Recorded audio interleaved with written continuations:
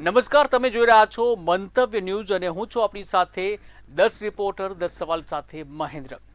મંતવ્ય ન્યૂઝના 10 રિપોર્ટર વિવિધ વર્ગના લોકો સાથે વાતચીત કરી રાજકીય પ્રક્રિયા અને ચૂંટણીની નિષ્પક્ષતા અંગે 10 મહત્વપૂર્ણ પ્રશ્નો પૂછ્યા હતા। ઉમેદવારો પર ઉમેદવારી પત્રો પાછા ખેંચવા માટે દબાણ કરવું યોગ્ય છે કે નહીં, તેમજ આવા દબાણથી લોકશાહી અને ચૂંટણીની નિષ્પક્ષતા ઉપર શું અસર પડે છે, જ્યારે વહીવટી તંત્રની ભૂમિકા તેમજ મતદારોના અધિકારો પર પડતા પ્રભાવ જેવા મુદ્દાઓ સામેલ હતા।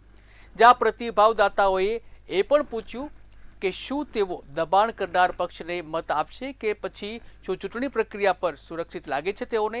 અંતે સરકાર અને ચૂંટણી પંચે પારદર્શક અને નિષ્પક્ષ ચૂંટણી માટે કયા પગલાં લેવા જોઈએ તે અંગે સવાલો પૂછવામાં આવ્યા હતા।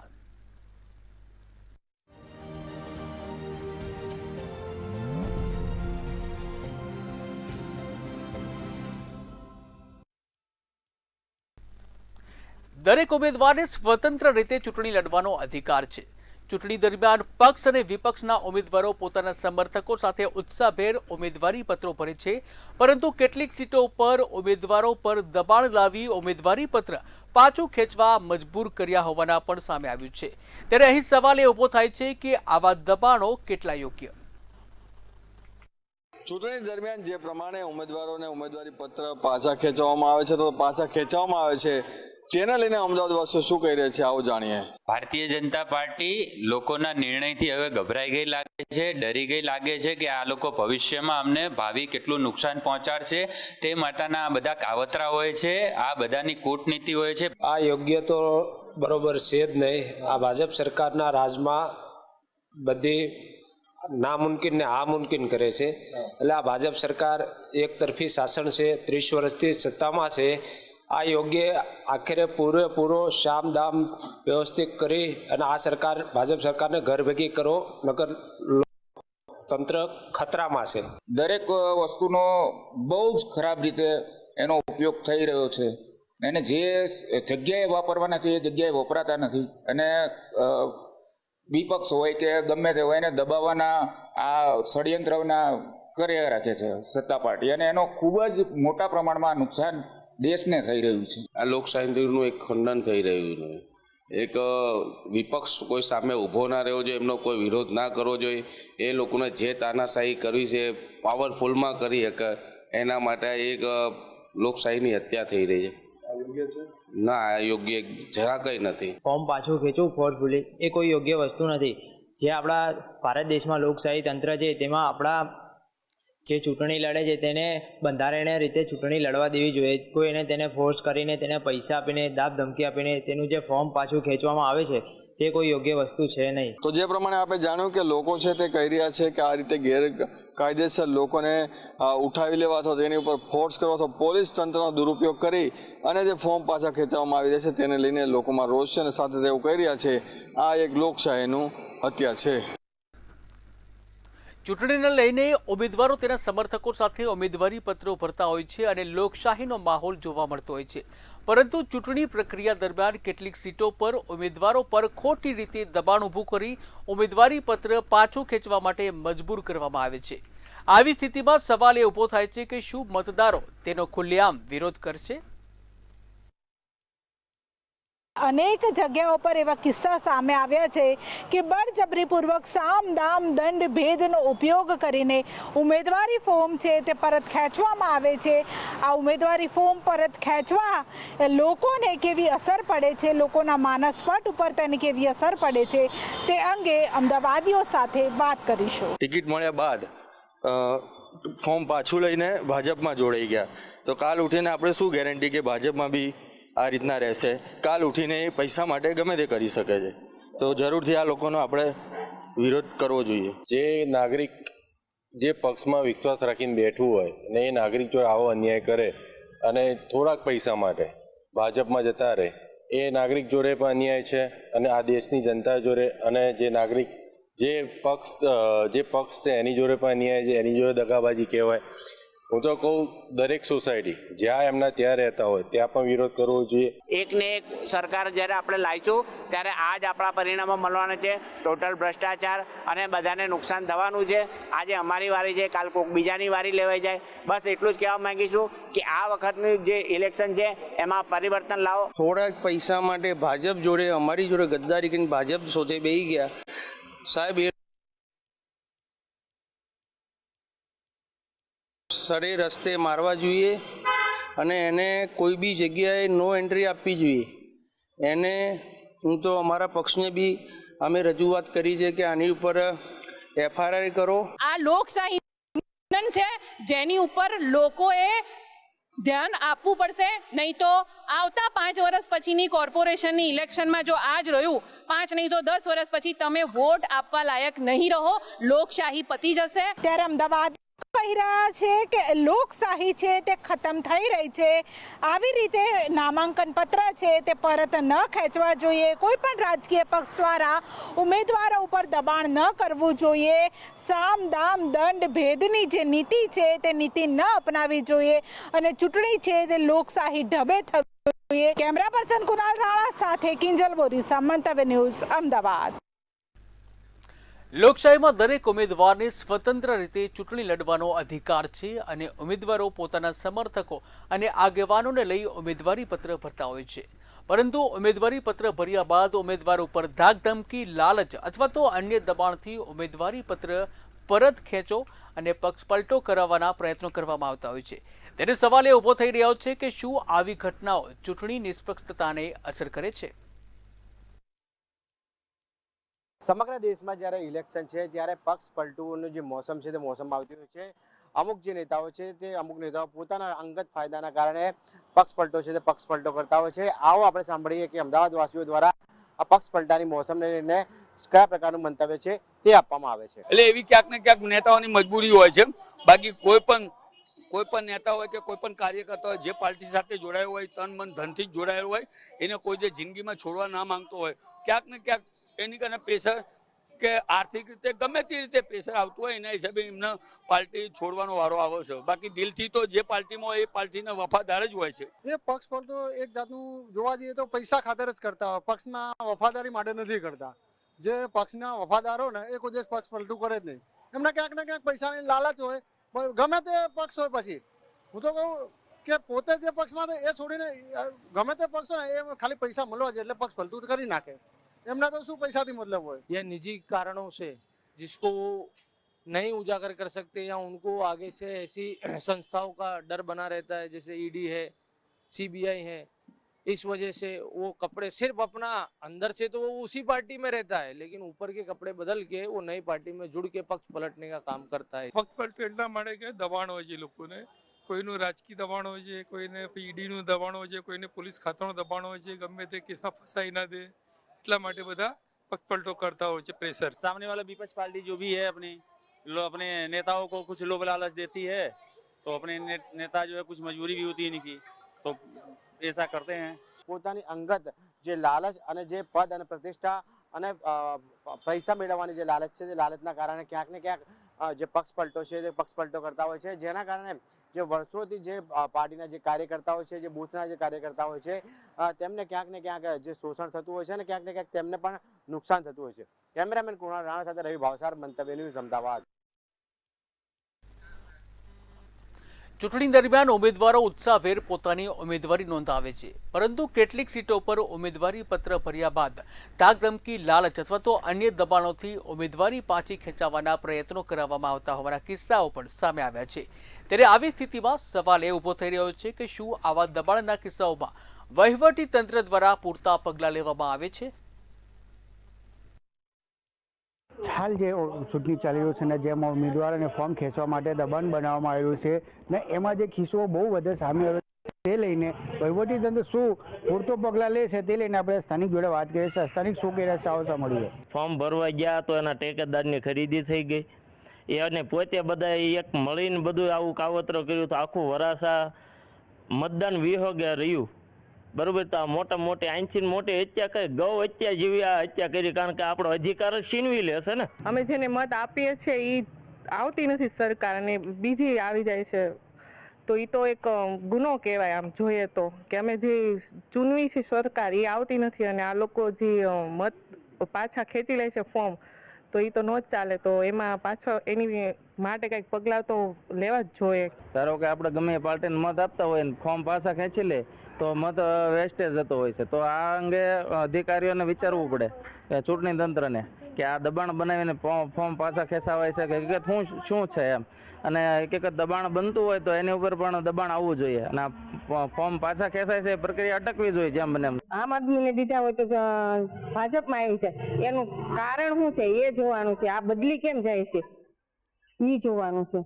એમાં શું પૂરતા પગલાં લેવામાં આવે છે? પૂરતા પગલાં કેમ લેવામાં નથી આવતા? એ તંત્ર તો આગળ હશે તો ખરું ને, બદલવા વાળા કોઈ હશે, કોઈ ગમે કઈ કામ કરવા વાળા તો હશે તો ખરા જ ને. તો અમે જે ધારીએ છીએ એ લોકો તો આવતા નથી. હવે વહીવટી તંત્ર એમાં કંઈ પગલાં લેતું નથી પણ લેવા જોઈએ.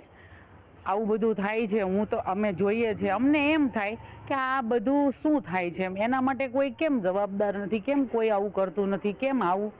તો આના માટે કંઈક જોવું પડે, બધાને આના પગલાં લેવા પડે. એ લોકોને એમ કહ્યું છે કે અમારા એમાં મત અધિકાર છીનાઈ જાય છે, ના અમે ઓલા પછી બિનહરીફ જીતી જાય છે, ના છૂટકે અમારે એની જોડે પછી કામ કરવું પડ્યું છે. અને બીજી પણ એક સમસ્યા આવી રહી છે કે જે આવી રીતે જે લોકો ફોર્મ ખેંચી લે એને બીજી વખત કોઈ પાર્ટી ટિકિટ નહીં આપે, ને જે ફોર્મ ખેંચાઈ જાય ત્યારે આમાં જે વહીવટી તંત્ર છે અને એક્શન લેવું જોઈએ ને કડકથી કડક પગલાં આમાં કરવું જોઈએ.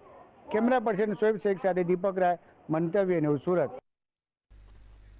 ઉમેદવારો ઉત્સાહભેર પોતાની ઉમેદવારી નોંધાવે છે, પરંતુ ક્યાંક ક્યાંક ડર, દબાણ, રાજકીય પ્રભાવ કે વ્યક્તિગત કારણોસર કેટલાક ઉમેદવારો ચૂંટણીમાંથી ખસી જાય છે, જે લોકશાહી માટે યોગ્ય નથી, કારણ કે તે ચૂંટણીની નિષ્પક્ષતા ઉપર પ્રશ્ન ઊભો કરે છે. ત્યારે ઉમેદવારો દબાણ હેઠળ ખસી જાય તેની કેટલી અસર થાય?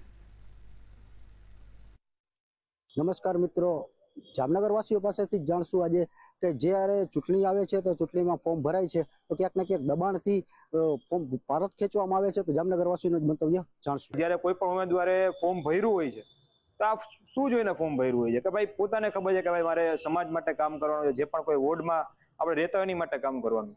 તો સામાન્ય રીતે કોઈ પણ વ્યક્તિગત કારણો ના હોય અને કોઈને કોઈ પક્ષના દબાણ અથવા કોઈ પૈસા પક્ષ આપ્યો હોય, આ મૂળ રૂપે આ બે કારણથી છે એ કોઈ પણ ઉમેદવાર છે પોતાનું ફોર્મ છે પરત ખેંચતા હોય છે, ઉમેદવારી છે કેન્સલ. જ્યારે ફોર્મ ભરવાનું આવે છે ચૂંટણીના, ત્યારે ઘણા ફોર્મ કોઈક દબાણ કા પ્રેશરથી ને પાછા ખેંચાઈ જાય છે અને ઘણા ફોર્મ એકાદા લાલચથી ને પાછા ખેંચાઈ જાય છે. તે ચૂંટણીના થોડાક સમય પહેલા તે જે લોકો ફોર્મ પાછા ખેંચતા હોય છે તો તે લોકો પૈસાને કારણે અથવા કોઈ પણ લોભ લાલચમાં ફોર્મ પાછા ખેંચતા જોવા મળે છે, અથવા તો કોઈ પણ લોકોના દબાણમાં તે પાછા ફોર્મ ખેંચતા હોય છે. તો આવું જે લોકો કરતા હોય તેમને આવી રીતે કોઈના પણ દબાણમાં આવીને ફોર્મ ના ખેંચવા જોઈએ કે જેથી કરી લોકશાહીનું ખનન ના થાય. કોઈકને લાભ લાલચ અને સામદાન દંડની ભેદની નીતિથી ક્યાંક ને ક્યાંક એને ખરીદી લઈએ કે આ બધી નીતિ અપનાવીને ફોર્મ પાછું ખેંચાવે, જે લોકશાહી માટે ખરાબ છે. ખરેખર તો બિનહરીફ ઉમેદવાર કેવો હોવો જોઈએ કે કોઈ પણ વિસ્તારમાં બિનહરીફ ઉમેદવાર ત્યારે સાચો ગણાય કે ત્યાંની તમામ પબ્લિક એ ઉમેદવારને પોતે ચાહતી હોય. અને જે ફોર્મ તો ભરે છે પણ ફોર્મ ભર્યા પછી એમને ક્યાંક ને ક્યાંક ફોર્મ પરત ખેંચવા પડે છે. એ ખેંચવાનું કારણ શું હશે કે પૈસાના જોરથી કે કોઈ પણ સત્તાધીશના દબાણથી આવું શા માટે કરવા છે ને આવું જોઈએ તો લોકશાહી આપણી જે પ્રજાને જે આપણા ભારત વર્ષની અંદર લોકશાહી છે, લોકશાહીનું ક્યાંક ને ક્યાંક આવું ખંડન થાય છે. ફોર્મ ભરાય છે ત્યારે ક્યાંક ને ક્યાંક દબાણસર કે ડરાવીને કે પૈસાનો ઉપયોગ કરીને કે કોઈ પણ કારણથી લોકોના ફોર્મ પાછા પરત ખેંચાય છે અને ક્યાંક ને ક્યાંક કોઈ સીટો બિનહરીફ પણ થઈ શકે છે, જ્યારે મતદારોનો ક્યાંક ને ક્યાંક મત અધિકાર પણ આમાં છીનવાતો હોય એવું જામનગર વાસીઓનું કહેવું છે. કેમેરામેન રોહિત નારવાણીની સાથે વિપક્ષ હોય કે પછી સત્તામાં રહેલા લોકો, દરેકને ચૂંટણી લડવાનો સમાન અધિકાર છે. જ્યાં લોકશાહીમાં મતદારોનો સૌથી મહત્વનો અધિકાર પસંદગીનો અધિકાર છે, એટલે કે તેઓ પોતાની પસંદગીના ઉમેદવારને સ્વતંત્ર રીતે મત આપી શકે છે. ત્યારે અહીં સવાલ એ ઊભો થઈ રહ્યો છે કે શું ઉમેદવારો પર દબાણ કે તંત્રના દુરુપયોગની સામાન્ય મતદારોના અધિકારો પર અસર પડે છે? ભાવનગરમાં રાજકીય માહોલ છે તે ગરમાયો છે. શાસક પક્ષ દ્વારા વિરોધી પક્ષને દબાણ કરવામાં આવી રહ્યું છે, તંત્રનો દુરુપયોગ કરવામાં આવી રહ્યો છે. જો આ જે મતદાતાઓ છે તેનો અધિકાર છે તે છીનવાઈ રહ્યો હોય તેવું લાગી રહ્યું છે. તો આપણે સીધા જ ભાવનગરના લોકોને પૂછશું કે શું છે લોકોનો મંતવ્ય. આમાં કોણ ક્યારે ક્યાં શું કરે આ જંગ એવો થઈ રહ્યો છે. આમાં તો મતદાતાઓને ચોક્કસપણે વિચારવું પડે. તો મતદાતાઓ પર આની અસર કેવી પડે? મતદાતા ઉપર ચોક્કસ આની અસર પડશે કે મતદાતાઓ વિચાર છે કે આ શું થઈ રહ્યું છે. ભ્રષ્ટાચારના પૈસે જેઓ ખરીદી લેવાતું હોય ને ફોર્મ પાછા લેવાતા હોય તો આપણે બહુ વિચાર કરવો પડશે આ વખતે કે આજે જે આની અંદર શું થઈ રહ્યું છે રાજકારણની અંદર, કે પૈસાથી રાજકારણ થયું. મારા 50 વર્ષની અંદર મેં નહોતું જોયું. અમે ગઈકાલે મને જોવામાં આવ્યું હતું કે આ બહુ અઘરી ને લોકશાહી આ ખતમ થઈ રહી છે. પણ આ ભ્રષ્ટ નેતાઓ ભ્રષ્ટાચાર કરી અને લોકો ઉપર એવો દબાણ કરે છે જેથી કોઈ આમ આદમી આવી અને પ્રજાનું કોઈ સેવાનું કાર્ય કે જે કોઈ પ્રજાને આગળ આવે છે એવા આમ મુદ્દાઓ કોઈ ઉઠાવી નથી શકતું. એના કારણે મતદારો તૂટે છે અને જેમ કહીએ કે એના વિપક્ષને છે, વિપક્ષના નેતાઓ જે અત્યારે ઇલેક્શન માટે જે હિંમત કરતા હોય કે શાસક પક્ષ સામે એને ઊભા રહી એને અવાજ ઉઠાવવાનો, એને કોઈ હેમથેમ કરીને તોડી લેવા, પૈસા આપી લાલચે લઈ લેવા ને એ લોકો એકતરફી શાસન કરી અને હિટલર શાહી પેદા કરવા માંગે છે ભાવનગર જિલ્લામાં. મતદારો ઘણીવાર એવું છે કે કન્ફ્યુઝ થઈ જાય છે કેમ કે એમણે વિશ્વાસ મૂક્યો હોય અમુક ઉમેદવારો ઉપર અને જો એ ઉમેદવારો ફોર્મ પાછું ખેંચી લે તો મતદારો પોતે કન્ફ્યુઝ થઈ જાય કે હવે એમને કઈ રીતે આમાં કોના પર વિશ્વાસ કરવો. આમાં જે મતદારો છે તેની પર કેટલી અસર પડે? મતદારો પર ઘણી બધી અસર પડી શકે. આ દબાણો દ્વારા નબળા ઉમેદવારો જે બિચારા ઝૂકી જાય છે અને જે મતદારોને ન્યાય મળવો જોઈએ. ખરેખર આપણા બંધારણમાં લોકશાહીની આ હત્યા થઈ રહી છે. ખેલદિલીનું રાજકારણ હોવું જોઈએ ખતમ થઈ રહ્યું છે અને મને તો એવું લાગી રહ્યું છે કે શાસકો હાલમાં હાર ભાળી ગયા હોય એવું લાગી રહ્યું છે અને જે આ લોકશાહીની હત્યા થઈ રહી છે. ભાવનગરના લોકોનો મંતવ્ય છે કે અત્યારે હાલ લોકશાહીનું હનન થઈ રહ્યું હોય અને ક્યાંક ને ક્યાંક લોકોનો મત છે તે અધિકાર જે છીનવાઈ રહ્યો હોય તેવા લોકો દ્વારા મંતવ્ય રજૂ કરવામાં આવી રહ્યા છે. હિરેન માંડલિયા, મંતવ્ય ન્યૂઝ, ભાવનગર. લોકશાહીનો આધાર નિષ્પક્ષ સ્પર્ધા અને સમાન તક છે અને પક્ષ હોય કે પછી વિપક્ષમાં રહેલા ઉમેદવારો હોય દરેક પોતાની ઉમેદવારી નોંધાવતા હોય છે. પરંતુ જ્યારે કોઈ ઉમેદવાર પર ધમકી, લાલચ અથવા તો સરકારી તંત્રનો પક્ષપાતી ઉપયોગ થાય છે ત્યારે સવાલ એ ઊભો થઈ રહ્યો છે કે શું વિરોધી ઉમેદવારો પર દબાણ કે તંત્રના દુરુપયોગ લોકશાહીને નબળી પાડે છે અને તે કેવી અસરો જન્માવે છે? ચૂંટણીનો માહોલ અત્યારે શરૂ છે ત્યારે વિરોધીઓ પર દબાણની રાજનીતિ કેટલું યોગ્ય, ત્યારે આ મામલે રાજકોટવાસીઓનું શું કહેવું છે આપણે જાણીએ. લોકશાહીનું અત્યારે વસ્ત્રાહરણ થઈને તો એવું થઈ રહ્યું છે કારણ કે ઠેર ઠેર ભાજપને આટલી પણ સત્તા આપી છે છતાં પણ ધારાસભ્યોથી માંડી કોર્પોરેટરો, સાંસદ સભ્યો તોડવાનું કરે છે અને અત્યારે જે સ્થાનિક સ્વરાજની ચૂંટણી છે તેમાં ફોર્મ પરત ખેંચવાનું બહુ પ્રેશર કરવું, પૈસાકીય રીતે ડરાવી ધમકાવીને બહુ કરવું છે. આ લોકશાહીનું એકદમ હનન થઈ રહ્યું છે, તે બરોબર નથી. લોકશાહીમાં હરેક લોકોને ચૂંટણી લડવાનો અધિકાર છે. આ 21મી સદીમાં જો હજી લોકોને ધાકધમકીથી, પૈસાથી ખરીદીને એમને જો ચૂંટણી લડવા દેવામાં ન આવે તો આ અત્યારના સમયમાં લોકશાહીની હત્યા જ કહેવાય. દબાણની રાજનીતિ અયોગ્ય જ કહેવાય કેમ કે એમાં છે ને લોકોના કામ જે થવા જોઈએ ને એ ખરેખર થતા નથી અને પબ્લિકે આમાં સમજવાની જરૂર છે કે ભાઈ હવે આપણે આમાં પરિવર્તન લાવવાની જરૂર છે. કોંગ્રેસ આપના ઉમેદવારોને એક સેફ જગ્યાએ ખસેડવા પડે છે એ જરાય યોગ્ય નથી. દર ચૂંટણીમાં આવા પ્રશ્નો ઊભા થાય છે. એકદમ પ્રેશર રાજનીતિ કરે છે. અત્યારે જોવા જઈએ તો લોકશાહી જેવું કાંઈ રહ્યું જ નથી. તાનાશાહી અને જે અંગ્રેજોનું શાસન હોય ને એવો અહેસાસ થાય છે. એટલે આ લોકશાહીને ખતમ કરવાની જ વાત છે કે ભાઈ કોઈ પણ પ્રકારે આ લોકોને આમ આદમી પાર્ટી સાથે શું તકલીફ છે અને શું પેટમાં દુખે છે એ કાંઈ સમજાતું નથી અને તમે કીધું એમ કે લોકશાહીનું હનન જ છે, એમ ચીરહરણ કરવાની જ વાત છે. સમાજ માટે કેટલું આ ખૂબ ગંભીર પરિસ્થિતિ ઊભી થઈ શકે. લોકશાહી માટે આ દબાણની રાજનીતિ ખૂબ જ ઘાતક છે અને જે કાર્યો લોકોના થવા જોઈએ તે કાર્યો દબાણની રાજનીતિના કારણે નથી થતા. તેના કારણે કહી શકાય કે ચોક્કસથી દબાણની રાજનીતિને જાકારો આપવો જોઈએ, આ પ્રકારની પ્રતિક્રિયાઓ હાલ લોકો તરફથી મળી રહી છે.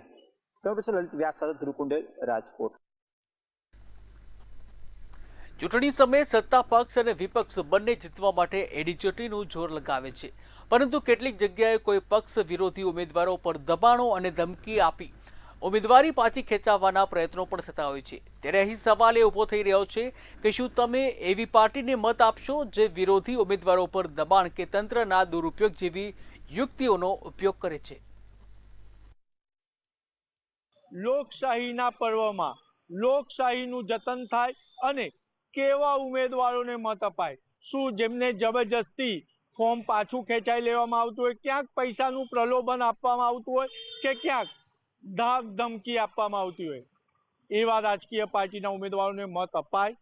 કેવા ઉમેદવારને મત અપાય? મંતવ્ય ન્યૂઝ મંતવ્ય લેવા પહોંચ્યું છે વડોદરાના સામાન્ય નાગરિકોનું. આ બધું તો શું છે, હવે એ બાબતે આપણે કશું કહી ના શકાય, કારણ કે એમાં આપણી પાસે સાચી વિગતો છે નહીં. કે આપણે ખાલી સાંભળેલું છે, તમે કહો છો એ પ્રમાણે કે ભાઈ ધમકાવે છે અને ગાયબ કરી દે છે. પણ મેઇન વસ્તુ એવી છે કે જે પણ ઉમેદવારો આવે ચૂંટાઈને, એમણે આ સ્માર્ટ સિટી માટે પ્રામાણિક પ્રયત્નો કરવા જોઈએ. આપણું કામ કરે એને આપવાનો, બરોબર? આપણાને બધી સરેકતા હાલે એને આપવાનો, બસ આપણને કોઈ સરેકતા ના હાલે એને આપવી ન કરવાનું. અને ખોટા ધમકાવે તે નહીં આપવાનું, કોઈને ધમકાવે એને નહીં આપવાનું, બરોબર? આપણે તો જે માણસ સારા શક્તિ રાખે એને આપવાનું. જે આવી રીતે ધમકાવવાની વાતો કરે એ પાર્ટીને મત ના અપાય. જે સારું કામ કરે છે અને જેમની ઈચ્છા કામ કરવાની છે જ, જનસેવા કરવાની છે, એમને જ મત અપાય. મારો અભિપ્રાય આ છે. જો અપક્ષ વાળાને આલો તો એ દુશ્મનાવટ કરે છે, અને જ્યારે કોંગ્રેસને આલો કે પછી ભાજપને આલો, આપણે તો જેનો એ લોકો કે છે હિન્દુ તત્વ તમે સામે જોઈ અને તમે વોટ આપવાનું નક્કી કરો. એવી પાર્ટીને મત અપાય? અમારા હિસાબથી તો અમે માગતા જ નથી કે તમે આપી શકીએ. ભાજપ સરકારે સારી રીતે બધું કરેલું છે, એટલે હું તો આપીશ તો ભાજપને જ આપીશ. કેટલીક વખત ભાજપ પર ઉમેદવારોને ધમકાવા, એ તો હવે જેની જેવી સોચ એવું છે. મારા હિસાબે તો ભાજપ જ આગળ આવે. કેટલીક મહિલાએ તો એમ પણ કીધું કે ધમકી આપે, દબાણ કરે, ફોર્મ રદ કરાવી દે, પરંતુ અમે મત તો ભારતીય જનતા પાર્ટીને જ આપીશું, કારણ કે એ હિન્દુ વિચારસરણીમાં માને છે. એટલે મિશ્ર પ્રત્યાઘાત છે. કેટલાક લોકો કહી રહ્યા છે કે સ્માર્ટ સિટીનો વિકાસ કરે તેવાને મત આપવો જોઈએ, તો કેટલાક લોકોનું મત ભાજપ તરફી પણ છે. કેમેરામેન મિલિંદ મેલે સાથે નીરજ બ્રહ્મભટ્ટ, મંતવ્ય ન્યૂઝ, વડોદરા.